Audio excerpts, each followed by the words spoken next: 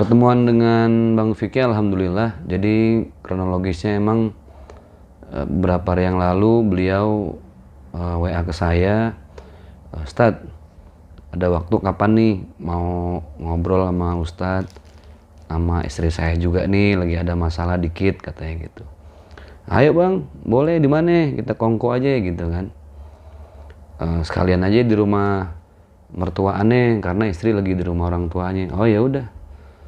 Terus tadi siang janjian, alhamdulillah cukup lama diskusi dan musyawarah kita dari jam 1 siang habis zuhur sampai hampir jam 5, jadi kurang lebih 4 jam pertemuan yang cukup ya panjang durasinya ya, karena ada beberapa argumentasi yang cukup alot. Terus ya Bang Vicky bercerita ke saya panjang lebar, terus istrinya juga cerita, kemudian juga mertuanya Bang Vicky yang lagi sakit juga cerita. Terus ada salah seorang teman mertuanya Bang Vicky juga hadir ikut memberikan masukan. Artinya memang panjang lebar kita diskusi dan alhamdulillah membuahkan hasil. Jadi mudah-mudahan ya kita doakan yang terbaik buat mereka berdua. Perbincangan selama 4 jam tidak sia-sia, alhamdulillah. Bahkan ya beberapa hari ke depan kita mau bikin satu pertemuan lagi insya Allah, karena terakhir tadi sebelum finishing, sebelum kita ngambil kesimpulan dari apa yang kita bicarain, saya bilang ke mereka berdua, termasuk di depan mertuanya Bang Vicky, ya kalau memang buat lebih detail mending dicatat aja gitu. Kayaknya kan perbincangan panjang ini satu masalah belum selesai, kita udah bahas yang lain terus begitu. Jadi nggak tuntas, detailnya tuh nggak selesai. Ya udah tulis aja Mbak Kalina apa yang mau dicatat, maunya Bang Vicky kayak apa gitu kan, dibikin pointers. Terus Bang Vicky juga silakan dicatat maunya gimana.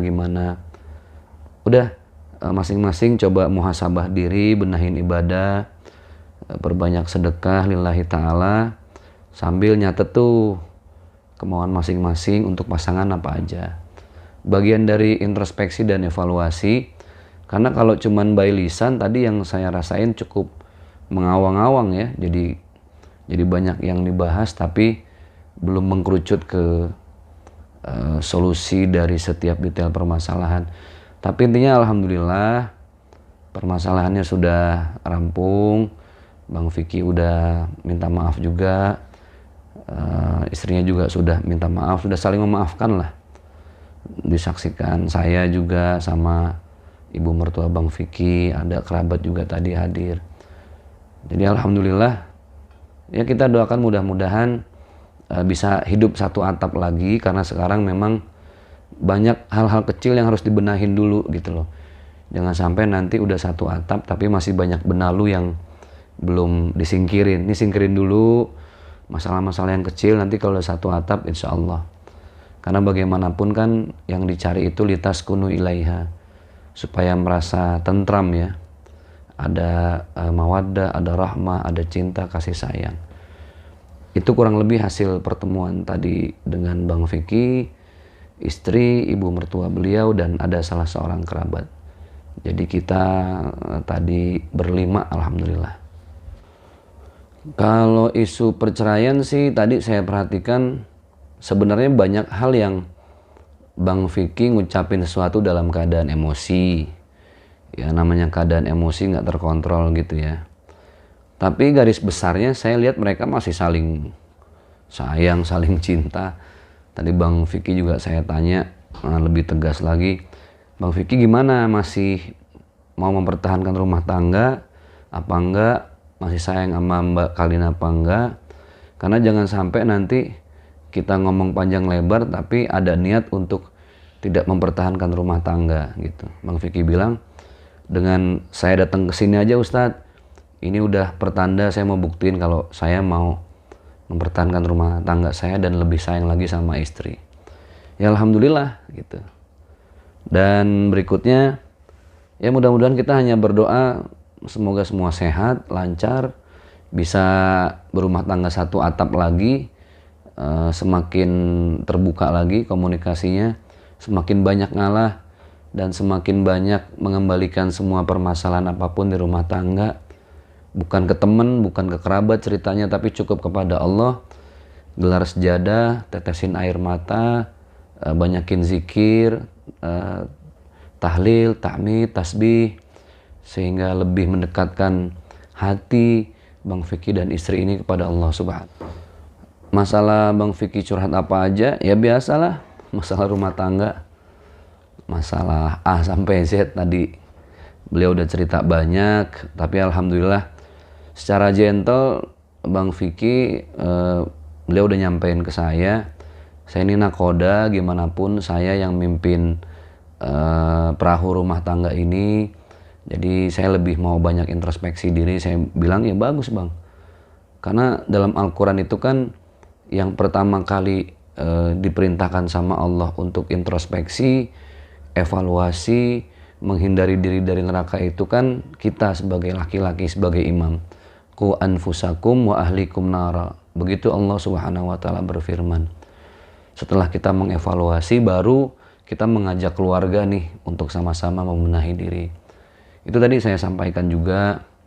Terus ya banyak memang permasalahan yang menurut saya tidak baik juga kalau dikonsumsi secara umum ya. Jadi nanti netizen komen ini itu segala macam. Jadi ada beberapa hal-hal yang memang itu menjadi urusan internal mereka berdua lah, beserta ibu mertua dan kerabat yang hadir di situ.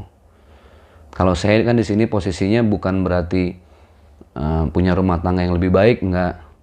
Saya juga lagi belajar memperbaiki rumah tangga, jadi imam yang lebih soleh lagi.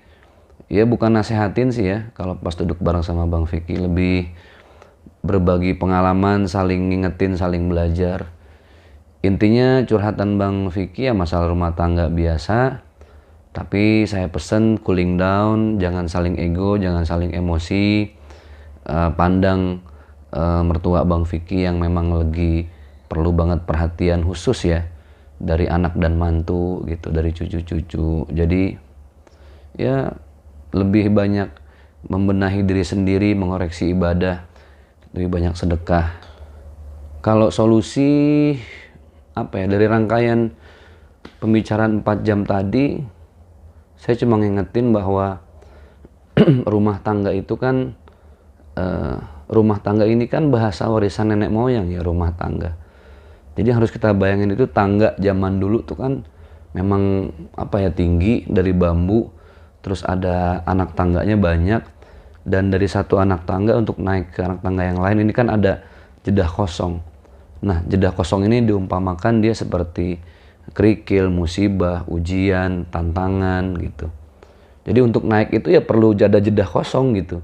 Perlu diuji dulu, perlu dicoba dulu, tapi jangan turun. Harus makin naik, harus makin naik, harus makin naik. Tapi ingat, semakin kita tinggi naik tangganya, semakin besar anginnya. Jangan menyerah, jangan turun, naik terus. Nah itu saya sampaikan, artinya masalah apapun yang ada di rumah tangga Bang Vicky, tetap Bang Vicky harus mengajak istri untuk lebih banyak mengintrospeksi diri, membenahi ibadah, supaya solusi yang ada itu bukan hanya semata-mata dasarnya logika, tapi lebih mengembalikan kepada Allah Subhanahu wa Ta'ala. Kalau untuk serumah tadi juga udah dibicarain ya. Jadi sepertinya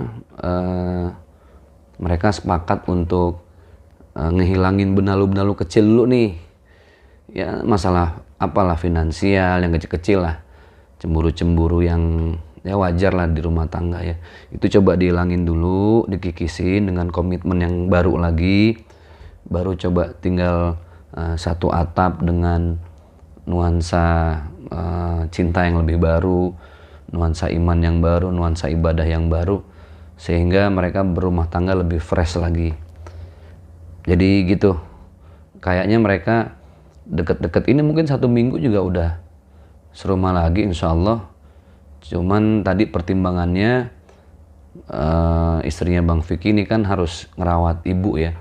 yang sudah dalam keadaan jangankan untuk bangun dari tidur, gerakin kaki aja tadi saya lihat juga udah agak susah ya. Bahkan Mbak Kalina juga ada di rumah orang tuanya sampai gantiin popok dan lain sebagainya lah. Mungkin ini harus dibicarakan lagi, diurun rembuk lagi, supaya bagaimana caranya secepat mungkin bisa lagi satu atap. Amin ya Rabb. Endingnya dari kurang lebih 4 jam tadi kita bermusyawarah, ngobrol, diskusi, tabayun, benahin benang kusut ya, cari benang merah supaya sama-sama jadi maslahat. Seperti saya sampaikan di awal, udah dibikin pointers aja per poin. Mbak Kalina maunya apa? Kan banyak nih tadi yang sudah dibahas satu, tapi kan tidak terselesaikan secara baik tuh. Nah, makanya kalau dibikin poin, Bang Vicky juga bikin poin, nanti ada waktu kita ngobrol bareng lagi, lebih santai lagi, supaya dari keinginan masing-masing tuh terdeteksi dan solusinya juga jelas. Ada yang nyaksiin, ada yang ngeliat. Jadi suatu saat ketika mereka sudah satu atap, kalau diantara kedua belah pihak dari mereka ada yang lupa, nah saya mungkin ibu mertua Bang Vicky juga bisa ngingetin lebih lanjut bahwa ada kesepakatan-kesepakatan yang sudah ditandatangani bersama. Jadi itu ya buat maslahat lah supaya mereka saling menjaga. Tapi secara garis besar saya lihat mereka masih tetap sayang kok, saling cinta gitu ya. Tadi selesai diskusi pun saya sempat diajak makan, kita bertiga makan bareng, ngobrol. Istri Bang Vicky nyiapin sayur asem, terus teri gitu ya, khas Betawi lah. Ada sambal pakai emping, itu khusus disiapkan oleh istrinya untuk Bang Vicky. Artinya kan memang mereka masih saling membutuhkan gitu ya. Cuman karena ego dan gengsi masing-masing aja yang alhamdulillah sudah mulai mencair. Ya, tinggal kita doakan bersama, mudah-mudahan Bang Vicky beserta Mbak Kalina ini rumah tangga yang terakhir ya. Ya mau kemana lagi gitu loh, udah semakin berumur, semakin tua. Kalau bukan punya rumah tangga yang ideal, yang sakinah mawaddah warahmah, bekal apa lagi yang mau kita persembahkan untuk Allah nanti sebagai oleh-oleh terindah sepanjang hidup kita dari dunia ini. Betul, keberadaan rumah tangga bisa dirasakan nikmatnya di dunia, sehingga menjadi pasangan sampai di akhirat nanti. Jadi jangan sampai pernikahan yang sakral, sebuah ibadah yang tanggung jawabnya berat di mata Allah, dijadikan main-main hanya untuk sekedar melampiaskan nafsu belaka. Nauzubillah min dzalik. Bismillahirrahmanirrahim. Qala Nabi sallallahu alaihi wasallam, baginda Rasulullah beliau bersabda, "An-nikahu sunnati, faman raghiba an sunnati fahuwa laisa minni." Nikah itu adalah sunnahku. Jadi barang siapa yang tidak mengikuti sunnahku, dia bukan bagian dari umatku. Ini menandakan bahwa betapa Rasulullah sangat memberikan perhatian yang khusus untuk urusan pernikahan, sampai orang menikah ini dikatakan oleh Rasul sudah menyempurnakan separuh imannya. Jadi tidaklah sempurna iman seseorang sebelum dia menikah, karena ini satu hal yang sakral. Jadi satu hal yang sakral ini bukan hanya untuk kenikmatan sesaat ya. Makanya dalam surat Ar-Rum ayat 21 Allah Subhanahu wa taala menjelaskan dengan jelas banget, tegas, fungsi pernikahan itu adalah bagi seorang laki-laki litaskunu ilaiha, agar si laki-laki ini merasa tentram dengan keberadaan istri. Wa ja'ala bainakum mawaddata wa rahmah. Mawaddah wa rahmah itu kan mawaddah cinta, rahmah kasih sayang. Cinta ini sesaat, lebih kepada fisik ya, apapun yang bersifat duniawi. Tapi kalau rahmah ini kasih sayang. Jadi kalau orang cuma mendapatkan cintanya saja ketika menikah, maka dia jauh dari keberkahan. Padahal orang berumah tangga itu adalah nilai ibadah. Ibadah yang paling nikmat, ibadah yang paling enak itulah pernikahan. Tapi tetap tidak lepas dari pertanggungjawaban. Nah, semua kan kembali kepada niat. Innamal a'malu binniyat wa innama likulli imri'in ma nawa. Saya ulang ya, tadi dipotong Bang. Innamal a'malu binniyat wa innama likulli imri'in ma nawa. Jadi segala pekerjaan kita itu harus dilihat dari niat awalnya untuk apa.